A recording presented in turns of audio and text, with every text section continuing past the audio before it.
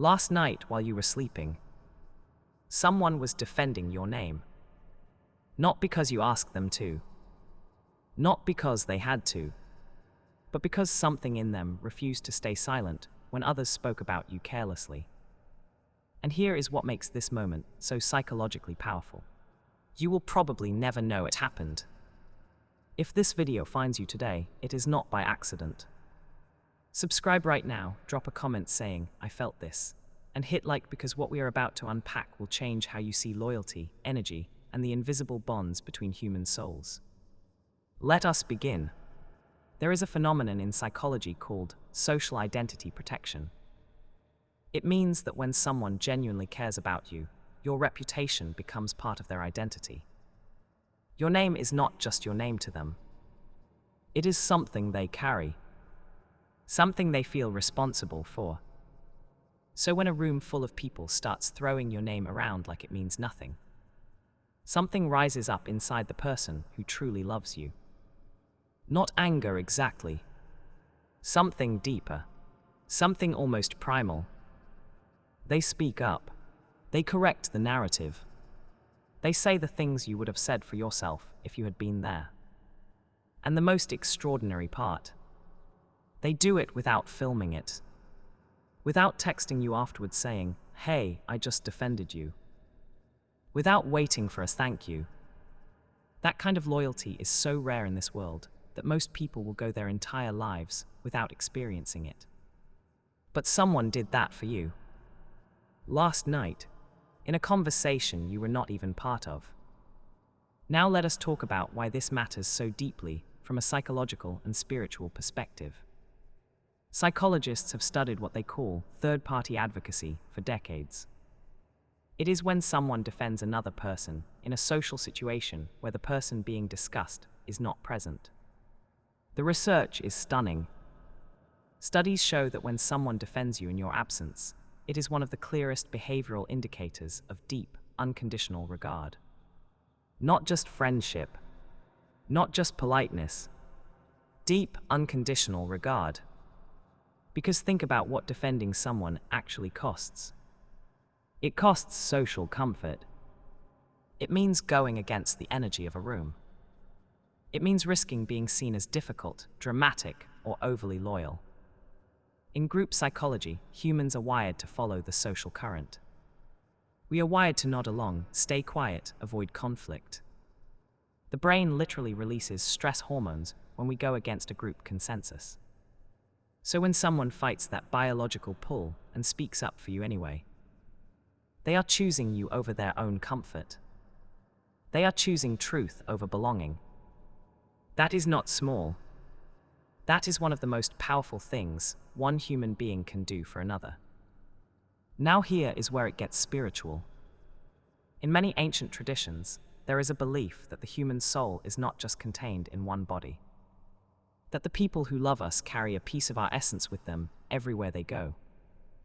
The Yoruba tradition calls this Ori, the spiritual intuition and essence that connects souls across time and space. In Buddhist philosophy, there is a concept of interconnected consciousness, the idea that our inner worlds bleed into one another through love, attention, and intention. In Sufi mysticism, Rumi wrote about the invisible thread that connects hearts that have truly seen each other. All of these traditions, across continents, across centuries, arrived at the same conclusion.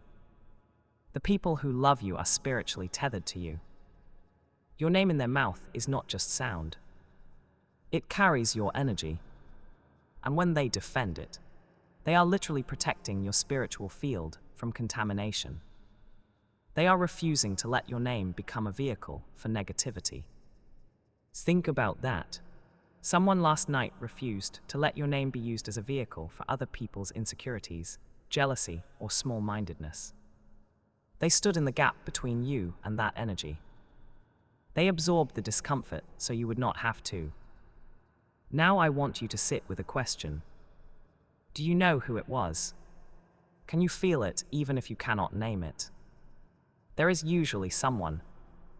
Sometimes it is obvious, a best friend, a sibling, a partner who has always had your back. But sometimes it surprises you. Sometimes it is the quiet coworker you barely noticed. Sometimes it is the old friend you drifted from but never truly lost. Sometimes it is someone who never told you they cared this much. Because here is the truth about people who defend you in secret. They are not doing it for credit.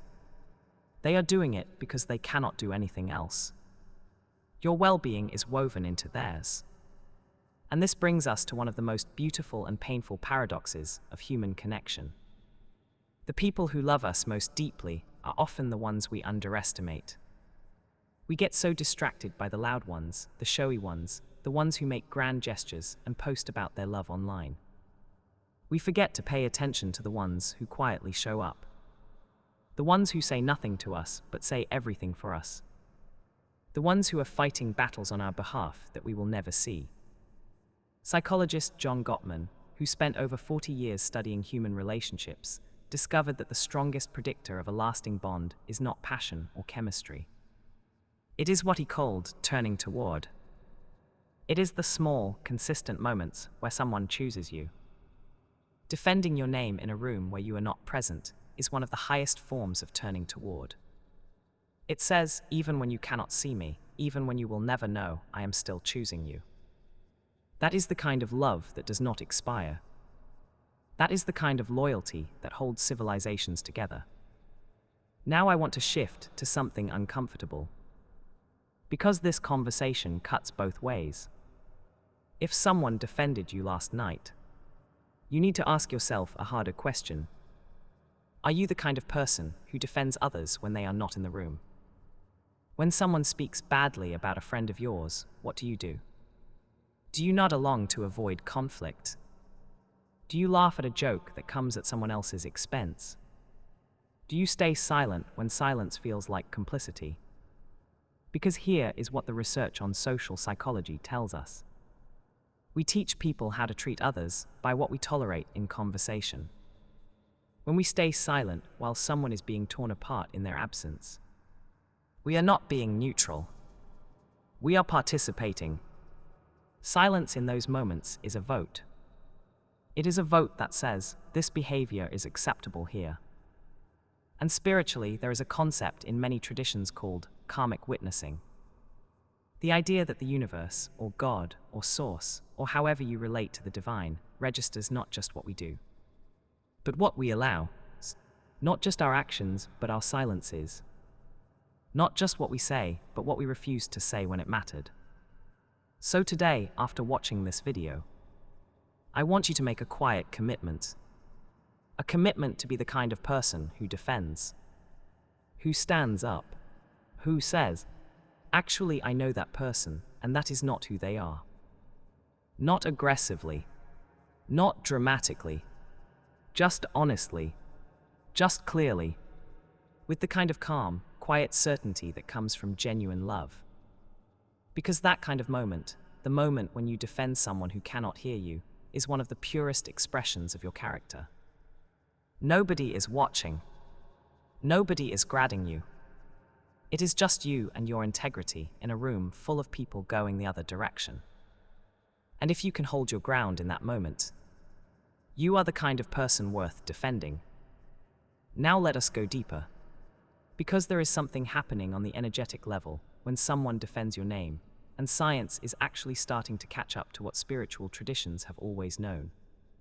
There is a field of study called social baseline theory, developed by psychologists James Cone and David S. Barra. The core idea is extraordinary. It says that human beings are wired to share the burden of existence. That our nervous systems are literally designed to function better in the presence of people who care about us. When we know someone has our back, our brain stops working as hard. Our stress response quiets. Our body uses less energy just to feel safe. This means that the people who defend us, even without our knowledge, are literally regulating our nervous systems from a distance. Their loyalty creates a kind of invisible safety net around our psyche. We feel it even when we cannot explain it. Have you ever had a day where nothing particularly good happened, but you woke up feeling held? Feeling like somehow the world was not against you? Feeling like you were going to be okay even though nothing had changed? That might be the felt sense of someone holding your name with care. It is not mystical thinking. It is neurological reality dressed in spiritual language.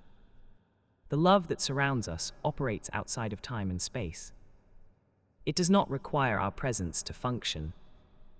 It does not require our awareness to protect us. It just works. And when you become conscious of it, something shifts.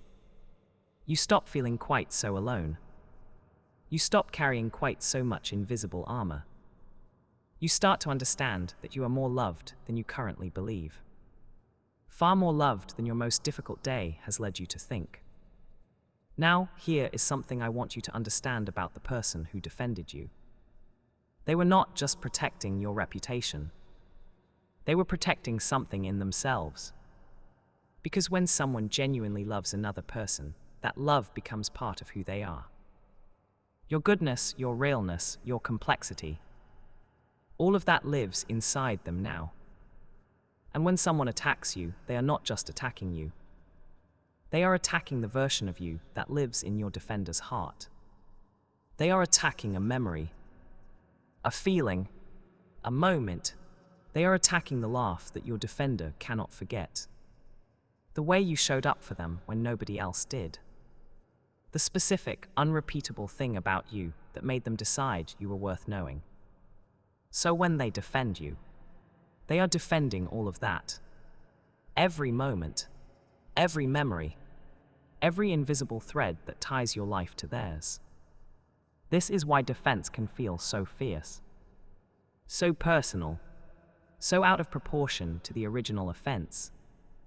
Because it is not just about words. It is about the entire weight of connection being challenged. And your person, whoever they are, decided that weight was worth defending. Now I want to speak to those of you who feel like nobody is in your corner. Those of you who watched this video and felt a quiet ache because you are not sure anyone defended you last night. Because you have been through things that made you question whether you are worth defending at all. I want to speak to that part of you directly. Listen carefully. The fact that you cannot see it does not mean it is not there. The loneliest seasons of life have a cruel way of making us believe we are unwatched, unloved, and unimportant. But loneliness is a feeling. It is not a fact.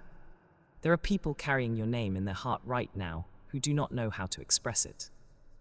People who think about you more than they say. People who check your social media quietly, not to judge, but because they miss you. People who light up slightly when your name comes up in conversation and quickly defend you before others even have a chance to say something negative.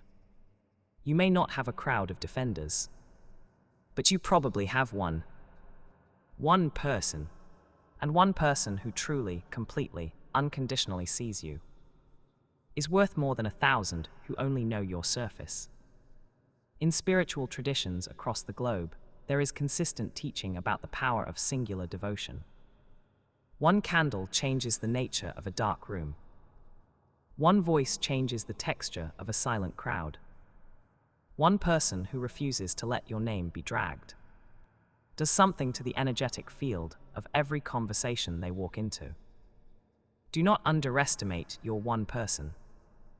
And if you genuinely cannot think of anyone, then perhaps this moment is an invitation, not to despair, but to become someone else's one person first.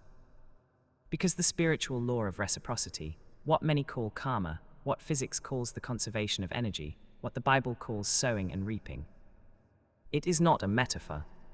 It is a description of how reality actually operates. What you send out comes back. Not always from the same person. Not always in the same form. But it comes back. And the most powerful investment you can make in your own loneliness is to pour love out into someone who needs it. To defend the person who cannot defend themselves. To speak kindly of the one who is absent. To be the voice that changes the energy of the room. Do that enough times with enough sincerity, and you will look up one day and find yourself surrounded by people who do the same for you. Now let us talk about what happens after these conversations. Because the conversation that happened last night did not just end when the room went quiet. Energy does not end.